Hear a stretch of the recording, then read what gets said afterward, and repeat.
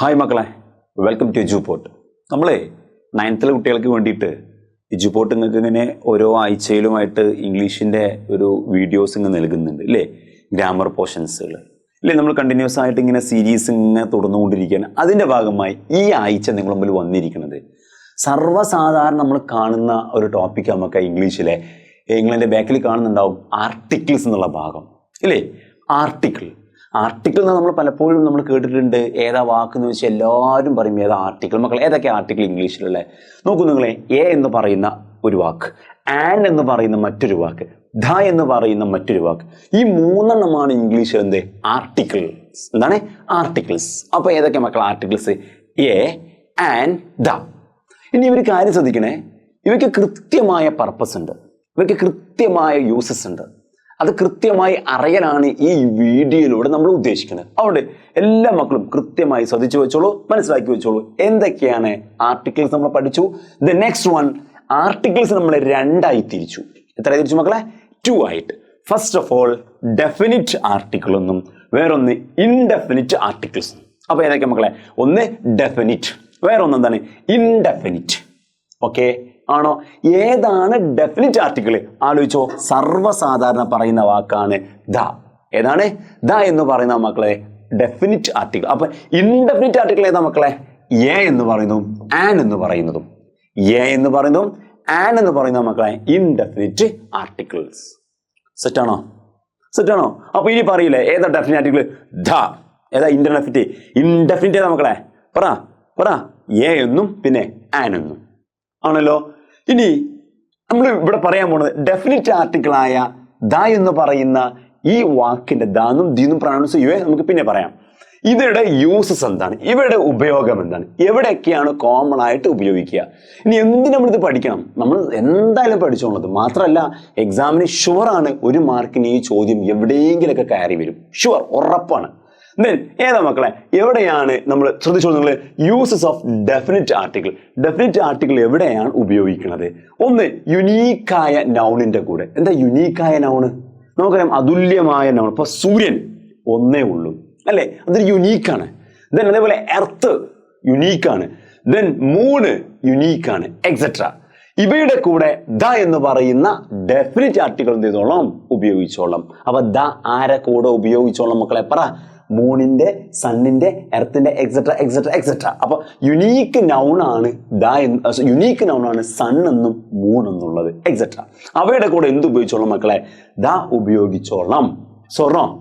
Next ഉപയോഗം മക്കളെ, holy ബുക്സുകൾ. നമുക്കറിയാം ഹോളി ബുക്സുകൾ, Bible, Quran, Ramayana, something like that, Torah, കുറേ ബുക്സ് ഉണ്ട് അല്ലേ.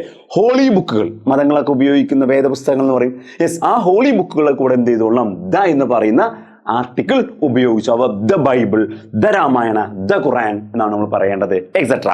ദ സൺ, ദ മൂൺ എന്നാണ് പറയേണ്ടത്. ദെൻ നോക്കൂ, മൗണ്ടെയിൻസിന്റെ കൂടെ, പർവ്വതത്തിന്റെ കൂടെ, ദെൻ റിവേഴ്സിന്റെ കൂടെ, നദികളുടെ കൂടെ, ഓഷ്യൻസിന്റെ കൂടെ, സീന്റെ കൂടെ, ഡെസേർട്ടിന്റെ കൂടെ ഒക്കെ എക്സെട്ര എക്സെട്ര തുടങ്ങിയ കൂടെ എന്ത് ഉപയോഗിച്ചോളാം മക്കളെ? ദ എന്ന് പറയുന്ന ഡെഫിനിറ്റ് ആർട്ടിക്കിൾ എന്ത് ചെയ്തോളാം? ഉപയോഗിച്ചോളാം. സോറോ. അങ്ങനെയാണെങ്കിൽ ഹിമാലയ എന്ന് പറയാൻ പാടുണ്ടോ? ഇല്ല. ദ ഹിമാലയ. നോക്കൂ, the Sahara river, the Sahara desert. Sahara എന്നുള്ളത് ഡെസേർട്ട് ആണ്, എക്സെട്ര. ഇങ്ങനെയുള്ള വാക്കിന്റെ കൂടെ എന്ത് ചെയ്തോളാം മക്കളെ? ദ എന്ന് പറഞ്ഞ ഡെഫിനിറ്റ് ആർട്ടിക്കിൾ എന്ത് ചെയ്തോളാം? ഉപയോഗിച്ചോളണം. സെറ്റാണോ? Next, governments. നമ്മറിയാം ഗവൺമെന്റ് അറിയില്ലേ, നമ്മളെ ഗവൺമെന്റ് അല്ലെ, ഗവൺമെന്റ് ഡിപ്പാർട്ട്മെന്റ്സിന്റെ കൂടെ, ബാങ്കിന്റെ കൂടെ ഒക്കെ എന്ത് ചെയ്തോളാം മക്കളെ? എന്ത് ഉപയോഗിച്ചോളണം? ദ എന്ന് പറയുന്ന ഡെഫിനിറ്റ് ആർട്ടിക്കിൾ ഉപയോഗിച്ചോളണം. ഇനിയോ, the ministry of education. The ministry of education, education ministry എന്ന് പറയുന്ന ആ ഒരു മിനിസ്ട്രിയുടെ കൂടെ ദ എന്ന് പറയുന്ന ഡെഫിനിറ്റ് ആർട്ടിക്കിൾ എന്ത് ചെയ്തു? ഉപയോഗിച്ചു. അപ്പൊ ഏതൊക്കെ മക്കളെ യൂസസ് പറഞ്ഞോളൂ? ഇത്രയും യൂസ് നിങ്ങൾ നീ മനസ്സിലാക്കിക്കുക. നെക്സ്റ്റ് വൺ എന്താ മക്കളെ? Indefinite articles. ഏതൊക്കെ നമ്മൾ പറഞ്ഞു? ഇൻഡെഫിനിറ്റ് ആർട്ടിക്കിൾസ് എന്നാണ് മക്കളെ. ഏതൊക്കെ മക്കളെ? നോക്കൂ നിങ്ങൾ, എ എന്ന് പറയുന്നതും പിന്നെ ആൻ എന്ന് പറയുന്നതും മക്കളെ എന്ത്? Indefinite articles. ഓക്കെ. അതെ, ആ ഇൻഡെഫിനിറ്റ് ആർട്ടിക്കിൾ ഉപയോഗിക്കുമ്പം ശ്രദ്ധിക്കേണ്ട കാര്യം, അതിൽ ആൻ എന്ന് പറയുന്ന ഇൻഡെഫിനിറ്റ് ആർട്ടിക്കിൾ ഉപയോഗിക്കുന്നത് മാത്രം നമ്മൾ പഠിച്ചാൽ മതി. മറ്റേതൊക്കെ എന്താണ്? എ എന്നാണ് മനസ്സിലാക്കി വെക്കുക. അപ്പൊ ആൻ ആരുടെ കൂടെ ഉപയോഗിക്കണം? ആൻ എന്ന് പറയുന്ന ആർട്ടിക്കിൾ, ഇൻഡെഫിനിറ്റ് ആർട്ടിക്കിൾ ആരെ കൂടെ ഉപയോഗിച്ചോളാം? ഒന്ന് എ എന്ന് പറയുന്ന ലെറ്ററിൽ തുടങ്ങുന്ന വാക്കുകൾ, മീൻ ശ്രദ്ധിച്ചോ. ദെൻ ഇ എന്ന് പറയുന്ന ലെറ്ററിൽ ആരംഭിക്കുന്ന വാക്കുകൾ, ഐ എന്ന് പറയുന്ന ലെറ്ററിൽ ആരംഭിക്കുന്ന വാക്കുകൾ, ഒ എന്ന് പറയുന്ന ലെറ്ററിൽ ആരംഭിക്കുന്ന വാക്കുകൾ, യു എന്ന് പറയുന്ന ലെറ്ററിൽ ആരംഭിക്കുന്ന വാക്കുകൾ. നമുക്കറിയാം A E I O U vowel sound ആണ്. ഇംഗ്ലീഷിൽ വവൽ ലെറ്റർ ആണ്, അല്ലെങ്കിൽ വവൽ സൗണ്ട് ആണ്. സ്വർണോ ഇവയുടെ കൂടെയാണ് നമ്മൾ എന്ത് ചെയ്യേണ്ടത്? ആൻ എന്ന് പറയുന്ന ഇൻഡെഫിനിറ്റ് ആർട്ടിക്കിൾ ഉപയോഗിക്കേണ്ടത്. ഇനി ഞാൻ പറഞ്ഞ കാര്യം ഞാൻ ഒന്ന് മാറ്റി പറയാണ്. ഒരിക്കലും അക്ഷരം നോക്കിയിട്ട് നമ്മൾ എന്ത് ചെയ്യരുത്? അക്ഷരം നോക്കിയിട്ട് നമ്മൾ എന്ത് ചെയ്യുക? ആൻ ആണെന്ന് തീരുമാനിക്കരുത്. നോക്കൂ, നോട്ട് കൺസിഡർ ദ ലെറ്റർ നോക്കല്ലേ, ബട്ട് ദ സൗണ്ട്. ഈ വാക്കുകൾ വെച്ച് വരുന്ന വാക്കിന്റെ സൗണ്ട് നോക്കുക. സൗണ്ട് നോക്കിയിട്ടാണ് എ എന്നാണോ ദെൻ ആൻ എന്നാണോ തീരുമാനിക്കേണ്ടത്. എ ആണോ ആൻ ആണോ തീരുമാനിക്കേണ്ടത്? മക്കൾ എന്താണ്? സൗണ്ട് നോക്കിയിട്ടാണ്, ലെറ്റർ നോക്കിയിട്ടല്ല. അതെന്താ മക്കളെ? മലയാളത്തിൽ സ്വരാക്ഷരങ്ങളിലെ ആ സ്വരാക്ഷരത്തെ ഇംഗ്ലീഷിൽ വിളിക്കുന്ന പേരാ മക്കൾ എന്ത്?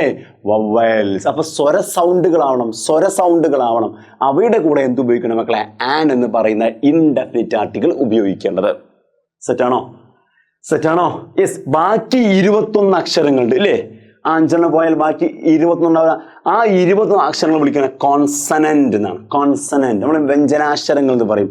യെസ്, അത് തന്നെയാണ്. ഓക്കെ, അപ്പൊ നമ്മൾ ഈ 5 ലെറ്റേഴ്സ് പഠിക്കുക. നമുക്ക് എല്ലാവർക്കും ഫെമിലിയർ ആണ്, കുട്ടിക്കാലം മുതലേ ഫെമിലിയർ ആണ്. ഇനി നോക്കൂ നിങ്ങൾ, ഞാൻ 1-2 ആക്ടിവിറ്റീസ് നിങ്ങൾക്ക് തരാം. ഒരു കാര്യം കൂടെ റിപ്പീറ്റ് ചെയ്യാണ് മക്കളെ. ഒരിക്കലും ലെറ്റർ നോക്കിയിട്ട് നിങ്ങളിത് ആൻ ആണോ എ ആണോ തീരുമാനിക്കല്ലേ, സൗണ്ട്. ഓക്കെ, അങ്ങനെയാണെങ്കിൽ നോക്കൂ നിങ്ങൾ, ആൻ ഹവർ അല്ലെ? ആൻ ഹവർ നോക്കൂ, നോക്കൂ, എച്ച് ആണ്. H A E I O U. ഇതിൽ എച്ച് എന്നുള്ള സ്വരം ഉണ്ടോ? എച്ച് എന്നുള്ള ലെറ്റർ ഉണ്ടോ? ഇല്ലല്ലോ. അപ്പൊ ലെറ്റർ നോക്കുമ്പോൾ നിങ്ങൾ എച്ച്, അയ്യോ അത് എ ഐ ഒ ഇല്ലല്ലോ. ഇവിടെ യു കൺസിഡർ ദ സൗണ്ട്. ആ സൗണ്ട് ആ എന്ന് പറയുന്ന എ ഈ സൗണ്ടിനോട് സാമ്യമാണ്. എ എന്നും ആ എന്നും ഇതിനും നമ്മൾ ഉച്ചരിക്കാറില്ലേ? ആപ്പിൾ പറയുമ്പോ എന്താണ്? എ എന്തായി? ആ സ്വരം വന്നു അല്ലേ? നോക്കൂ, ഹവർ, ആൻ ഹവർ തെറ്റിക്കല്ലേ? ആൻ ഹോണസ്റ്റ്, ആൻ ഓ ഹോ നോക്കൂ നിങ്ങള്, നോക്കൂ സ്വരം നോക്കടാ. Then an elephant, an ugly. So ഇനി ഒരുപാട് എക്സാമ്പിൾസ് ഉണ്ട്. ഓക്കെ മക്കളെ, സെറ്റാണോ? അപ്പോ ആലോചിച്ചോ, വവ്വലിനെ തീരുമാനിക്കുമ്പം നമ്മുടെ ആൻ ഇൻഡെഫിനിറ്റ് ആർട്ടിക്കിളായ ആൻ യൂസ് ചെയ്യുമ്പോൾ എപ്പോഴും നിങ്ങൾ ശ്രദ്ധിച്ചു വെച്ചോ, സൗണ്ട് നോക്കാതെ, സൗണ്ടിന് നിങ്ങൾ ഇമ്പോർട്ടൻസ് കൊടുക്കണേ. അക്ഷരം നോക്കരുത്, ലെറ്റർ ഒരിക്കലും എന്ത് ചെയ്യരുത്, നോക്കരുത്. ദ ലാസ്റ്റ് വൺ, ഇതിന്റെ ആൻസർ മക്കളെ നിങ്ങൾ കമന്റ് ചെയ്യണേ. നിങ്ങളൊന്ന് കമന്റ് ചെയ്യണേ. നിങ്ങളെ കമന്റ് എന്തായാലും നമ്മൾ നോക്കിയിരിക്കും. തീർച്ചയായിട്ടും ഇത് ആൻസറുകൾ എന്ത് ചെയ്യുക, ഒന്ന് കമന്റ് ചെയ്യുക. എന്താണ് ഇവിടെ ഉപയോഗിക്കേണ്ട ആർട്ടിക്കിൾ? ഏതാണ്? ഇവിടെ ഉപയോഗിക്കേണ്ടതാണ് എ ആണോ ആൻ ആണോ ദോ ആണോ? നിങ്ങൾ എന്ത് ചെയ്യുക, കമന്റ് ചെയ്യുക. ചെയ്യല്ലോ മക്കളെ, ചെയ്യല്ലോ. ഓക്കെ ആണല്ലോ, സെറ്റ് ആണല്ലോ, മനസ്സിലായല്ലോ മക്കളെ? ഓക്കെ മക്കളെ, ബൈ.